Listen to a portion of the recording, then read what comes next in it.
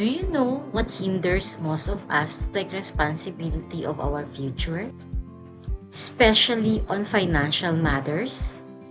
Ito yung mga kadalasan na dahilan kung bakit some people would really stop building a secure financial future. Una sa lahat, pwede kayo mag-type down below sa comment section kung guilty or guilty na guilty. Una sa lahat, all of us would say, there's no need. Iniisip mo na kaya mo pa ang finances mo ngayon. Kaya para hindi mo feel na mag-ipon at mag-invest, parang sinasabi natin like, sakto pa naman ang sweldo, bakit ko kailangan magplano para sa future? Guilty? Yes or yes na yes? Number 2, no urgency. Walang sense of urgency kasi feeling mo malayo pa ang kailangan mong paghandaan. Parang the usual thing na sinasabi natin, bata pa ako, why should I prepare my future, especially my retirement? Marami pang oras para mag-ipon, saka na lang. Kaya ang tendency, inuuna ang gasto sa wants kaysa sa savings. Guilty? Yes or yes na yes? Third reason ay no desire. Wala kang interest o motivation na ayusin ang finances mo. Sometimes you would find out that 20 pesos, 50 pesos, 100 pesos na lang natitira sa wallet mo.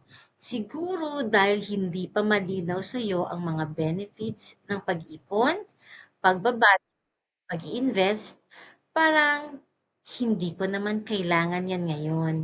Ganyan ka ba? Guilty? Yes or yes na yes? Pang-apat na dahilan ay no money. Wala tayong pera. Literal na walang extrang income or savings dahil lahat ng kita mo napupunta sa pang-araw-araw na gastusin.